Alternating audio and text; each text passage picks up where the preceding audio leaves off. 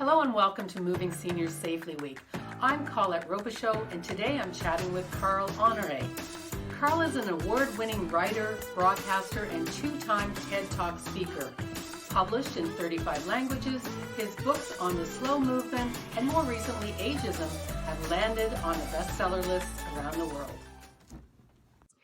So welcome, slow movement advocate, author and ageism disruptor, Carl Honoré. Very glad to be speaking with you today and really want to hear about how you got in touch with your inner tortoise.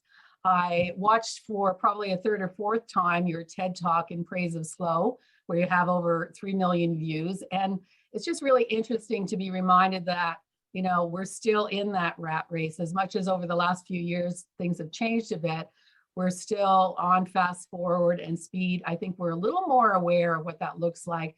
But I'd like to talk to you today and ask you a little bit about that, you know, how we're still looking at being busyaholics, or that, you know, that taboo of slow. And I'm asking you in particular in regards to, you know, how seniors are looked upon as well. And that's where, you know, your most recent book, Bolder, talks about ageism and how we think of maybe slowing down as something that is not so great. And not everyone does slow down. So just open it up there and let you lead with some of your thoughts about those topics. Sure. Well, first of all, it's great to be with you. Thanks for having me on the show. Well, there were a lot of questions in there. I'll pull one out. Pick one, anyone. Let's talk about sort of how I feel about slow these days. Before the pandemic, it seemed to me that we were inching towards a new awareness about pace, right? I think that the slow movement, my TED Talk is already now 15, whatever more years old. And yet now it feels as relevant, if not more than it did when I first did it. But when I first did it, I felt like a voice in the wilderness. I definitely don't feel like that now. And even before the pandemic, the slow movement had grown, irony of ironies, had grown very fast, right? So it was in every walk of life, people were embracing the idea, not that you do everything very slowly. That's not what slow is about. It's about doing things at the right speed. So sometimes you're fast, but sometimes you're slow. You're doing what musicians call the tempo giusto, right? The correct tempo for each moment. Interesting, yeah. And I think that idea is very simple, but it's immensely powerful and countercultural, right? Because it goes against the roadrunner world that we live in. So before the pandemic, you already had, in any field of human endeavor you can think of, there were slow movements. So you had slow food, slow sex, slow education, slow travel, slow fashion, slow architecture, slow leadership, you name it. And then along came the pandemic, right? Which forced upon us this global workshop in slowness. And you know, a lot of people wrote to me at the beginning of the pandemic and said, "You must be so happy, right?" Everybody, and I at no point was I happy about the pandemic, total nightmare. But I do think it's been a silver lining for many people, because it's been a time when we were forced to get off the hamster wheel, when we were forced to find our inner tortoise. You know, there was no FOMO because there was nothing to miss out on. And I think a lot of people found it a bit of a revelation to have time to be able to listen, spend time with the people they love rather than being distracted all the time without rushing from one thing to the next. And it felt during that, especially those lockdowns, that we were in the middle of a kind of global reset where people were thinking, you know what?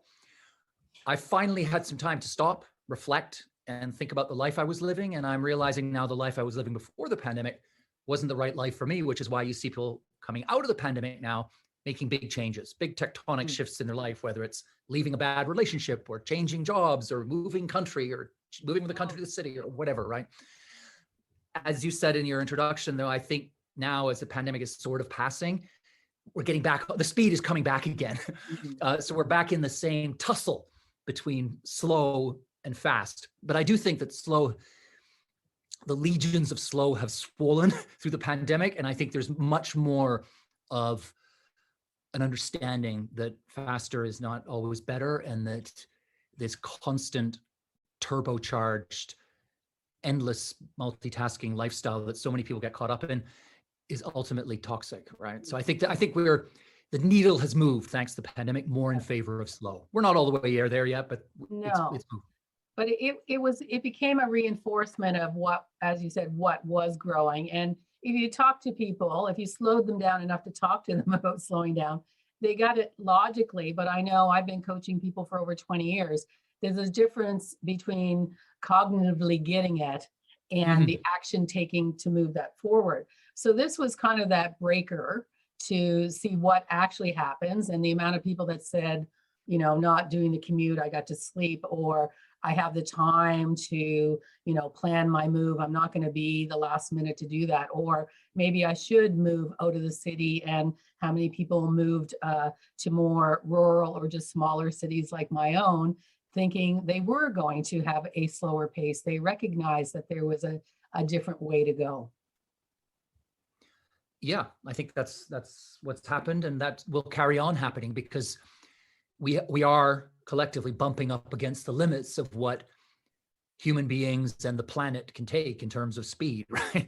There's not much more further we can go on this track of accelerating every corner of our lives.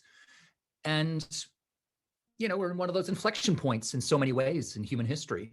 And I think a big part of it will be a deep seismic rethink about time and how we move through it, how we use it, how we value it, what we do with it. And a big part of that is going to be slowing down. It just seems obvious now.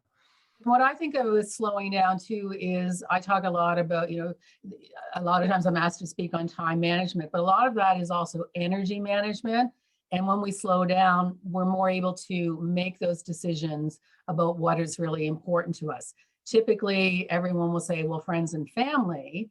But in the meantime, people were going weeks and months and years of never seeing family. I think throughout this, in some aspects, people had a, you know, better relationship because people got on Zoom and chatted like we are right now that never did it before. It opened up for some older adults a new way of communicating and keeping in touch, which is a real plus that we're coming out the other end with.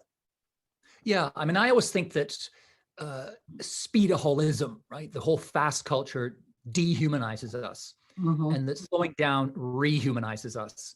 And I think that was one of the great lessons of the pandemic. When you look back and think what people were yearning for, what they realized they missed more than anything else, it was human contact. And that's what people have gravitated most instantly towards, you know, as we're coming out of the pandemic. That's what people have gone to get back into, right? And even during the pandemic, as you say, we came up with new ways of communicating because we needed that human bonding. We needed to be listened to. We needed to be heard. We needed to be around other human beings. That's just the nature of what we are. And people think it's a nicety, but we actually live longer and are healthier by having those relationships. And that's another thing that we just think, oh, isn't that nice, you know, to connect with people and do things. But we just know, I mean, the data shows us how much better off we are, that we'll heal better, that we'll live longer, all of those sort of things. So, you know, again, learning that, recognizing that, but taking the action steps to do that. So if you are, you know, kind of giving people the first steps in what works well to even approach a slower lifestyle, what do you suggest? I always suggest a few things. The first is to do less, right? Just cut your schedule down. Look at what you've crammed in for the next week, rate it in order of most important to least important, and cut from the bottom, right? Cut 2-3 things. Try and cut one thing a day, and just open up some more oxygen and space in your schedule to be able to devote that to the things that really matter, right? Because we often find ourselves doing stuff that's urgent and sacrificing things that are important. So less is more, right? So cut your activities is number one. People that I talk to, you know, as a coach, they want to do more. I want to get this done. I want to get that done. And I've got this big to-do list, and it's like, show me your don't do list. You know, this is what I want to see right now, because we're not going to be able to give you that certain amount of time, what you're going to get in, without taking some of that stuff off. And stuff stays on that to-do list long afterwards. Other people are forcing stuff on that list. You take charge of it, but a don't do list is a good place for me to start. And that really, you know, fits with the slowing down. What is important? What can I get rid of to make what's important important? That's one of the things I often recommend. In fact, I call it a not to do list, right? Yeah, exactly. And it's very helpful as well psychologically in the longer term, because when you take things off your to-do list, often when you're starting down that path, the first instinct is panic. You think, oh no, I'm going to miss out on something, right? But actually when you put it on your not to do list and then come back to the not to do list 6 weeks, 2 months later, you realize that the thing that you took off at the time that seemed unmissable, the world was going to fall apart because you were not going to do this thing, you couldn't even remember it 6 weeks later because it wasn't that important. Most of the things that we squeeze into our schedules are not important. They occupied space. They feel important for the wrong reasons. And I think that having a not to do list is a really good way to give yourself that big picture perspective that allows you to feel less panic in the moment when you say no. For Because sure. I mean, there's a great quote from Warren Buffett that I always remember in this context. He said that the difference between successful people and very successful people is that very successful people say no to almost everything, right? And I think that gets to, we talk about in praise of slow, flip side of that is in praise of no.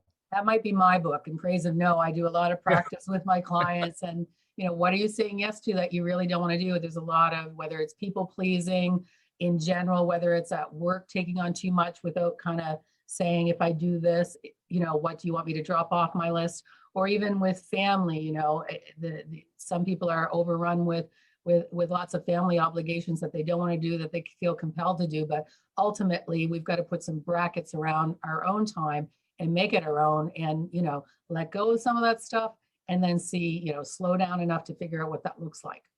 Mm-hmm. Yeah. Other ideas for slowing down? Well, I think we haven't touched on technology, but that's a big part of the equation here. Mm-hmm.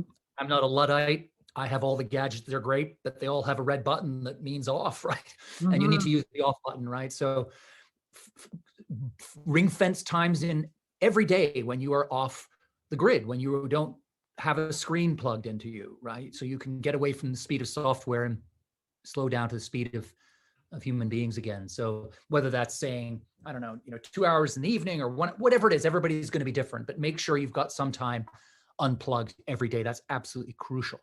Yeah, I think we're learning more every day how these things were designed to suck us into going here or there, and that they're not meant for us, that we are being dragged into it to use our information and where we go, and they're experts in making us go to places we don't want to go. Yeah. I want to be intentional with my life. I want to be intentional about what I read, what I purchase. So I think we are getting a little bit more aware of how that works, but a lot of knowledge has to come in with that. And they are experts. There's lots of research with that. So it's not that it's it's us being weak or strong doing that. I think the more you get into being intentional about it, the easier it gets. I know for me, people say about how negative this is or that, and it's like, well, I just don't follow certain people. My lists are encouraging. I follow people that want to do good things in the world. So we definitely have a choice. I feel like I don't see the same social media that other people do, because mine is set up to do just that. So we do have agency over what that looks like as well. Yeah, absolutely. Agency is such an important word here, because people often feel, oh, I'd love to slow down. I know I'd be a better version of myself and I'd be a better me for everyone around me, but I can't do it, right? It's just, it's out, but you can do it. There are always levers to pull. There is always room to maneuver. There's always space to push yourself into. So agency, intentional, all those things, they're at everybody's fingertips one way or the other. Yeah, I describe myself as a recovering busyaholic. I just thought it was always like, cram it all in, do it. Like my girlfriend reminds me, you always said, bite off more than you could chew and chew it. And, you can maybe play that game for quite a few years, and I'm still going pretty strong. I say I'm down to an A personality instead of A+ sort of personality, but it doesn't work for you. There's a point where it may get you to certain places of having a good work ethic or doing a bunch of things, but there's a place where it goes the opposite of what you would like it to do. Definitely. A couple other suggestions for slowing down. One is to incorporate some kind of slow ritual in your daily routine. So that could be anything from knitting to reading poetry to sketching to doing yoga, or just something that inoculates you against the virus of hurry, and just build it into your schedule so that it's there, almost like a vaccine, a daily vaccine against the virus. Lovely way of putting it. Hurry.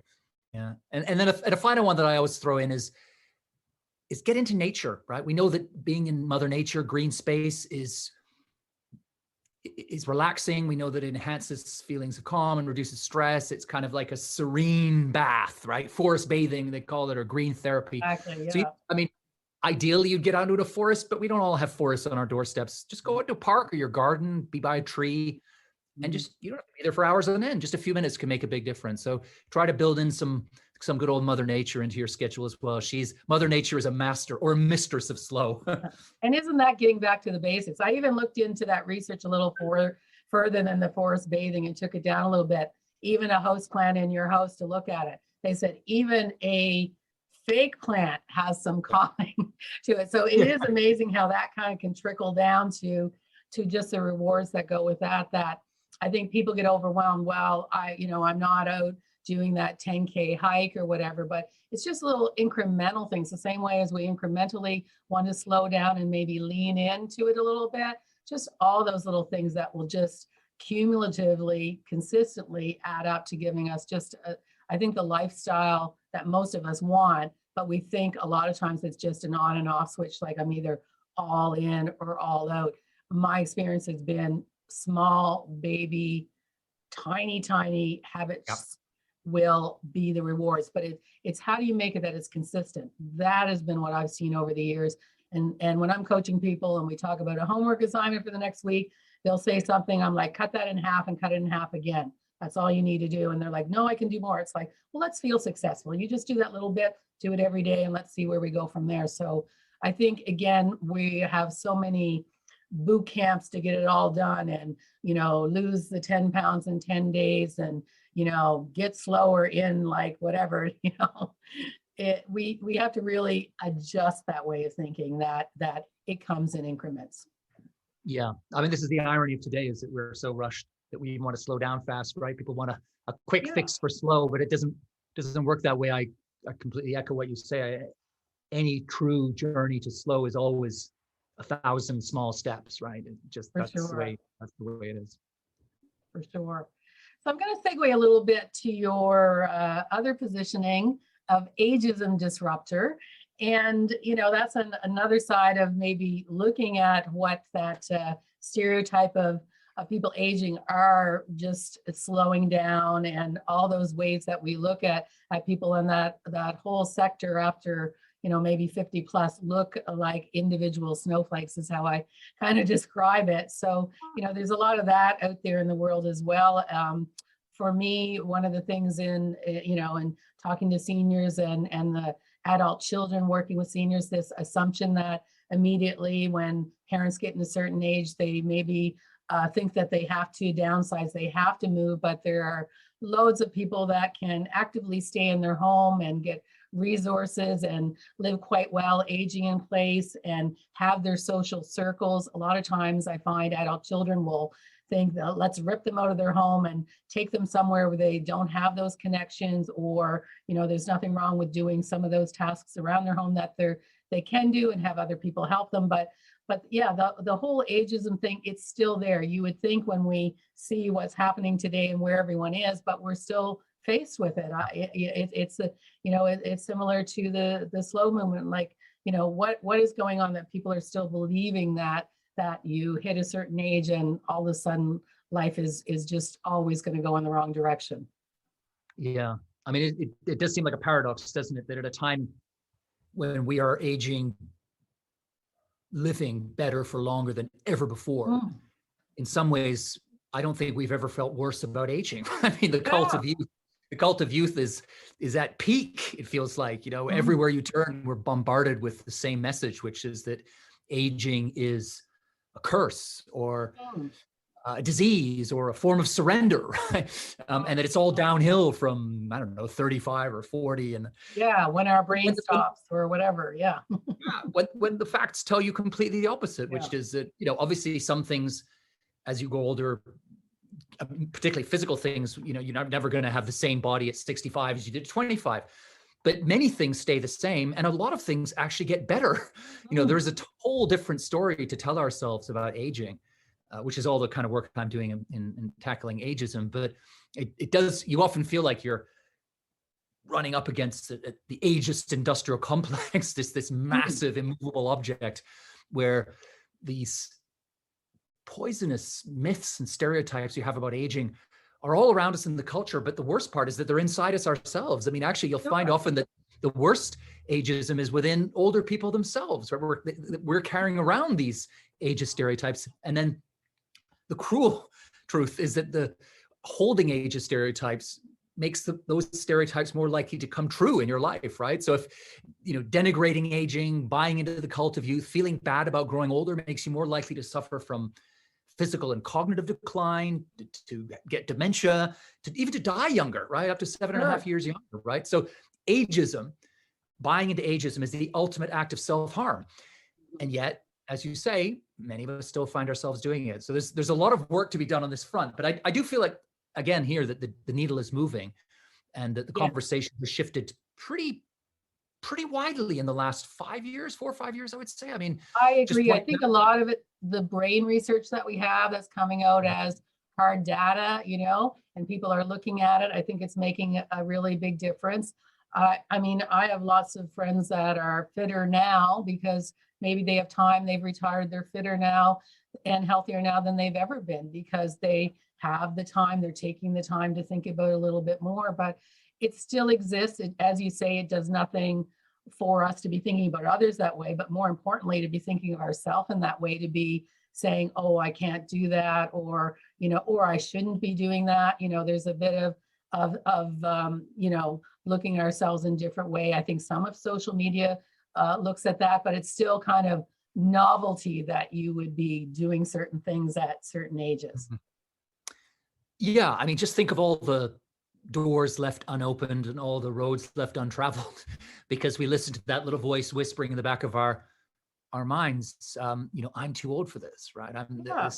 This is not age appropriate. I mean, can you think of a more gruesome term than age appropriate? What can or should that even mean, right? Sure. I mean, that's one for the scrap pile, definitely. Mm-hmm. But I think that you mentioned social media. I do think that there's a lot of ageism on social media, but I do think that social media is turning out to be a pretty firm ally of the battle to redefine aging for the 21st century. Because if you go on to, say, Instagram or wherever these days, every day you'll see millions of people uploading photos and videos of their version of being 40 something, 50, 60, 70, 80, 90, 100 something, right? Yeah. And guess what? Those versions are very different from the downbeat chamber of horror vision of growing older that has been the norm for so long. And there's something very stirring about that, because role models matter, right? The more people we see toppling ageist stereotypes and thumbing their nose at them on social media, the easier it becomes for the rest of us to do the same. So just picking up what you were saying earlier about in your social media usage, you curate the people you follow, right? So you choose people who light you up, who put wind beneath your wings, right?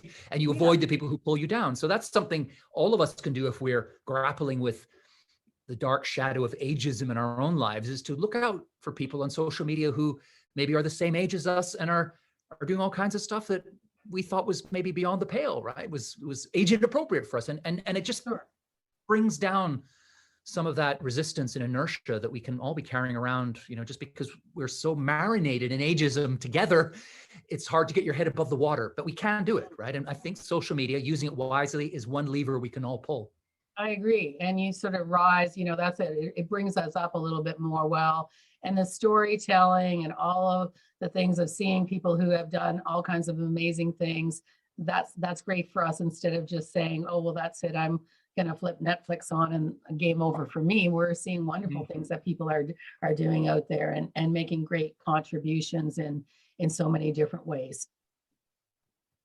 So Carl, tell me, what do you have planned for the future? What books are we going to see in the future? Are you working on one right now? I've just finished my first ever children's book, which has been quite exciting, which will be coming out on September 1st. And it's called It's the Journey, and it's about slow travel. So it's one of my pandemic babies, right? I've never written a children's book before, but it was a real joy, writing in a different register for a different audience. And quite sweet. Just the other day, as I was talking to my editor, we were finishing it all up, I suddenly thought to myself, my children are now grown up, so I won't be reading the book to them.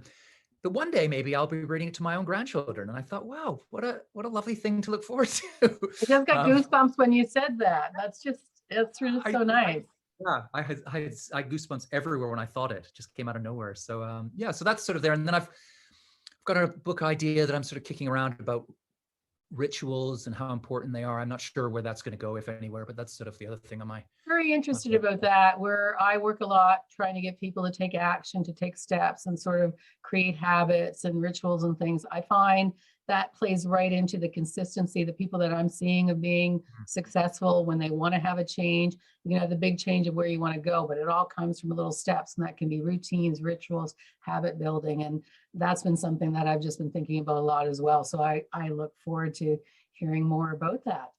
Well, maybe I'll come to you in a different channel and ask you some Sure. questions about it. Sounds good. Sounds good. Well, I just want to thank you for joining me today. It was a real pleasure. And hopefully we'll be having a conversation again in the future. I hope so too. Thank you very much. It's been great chatting with you.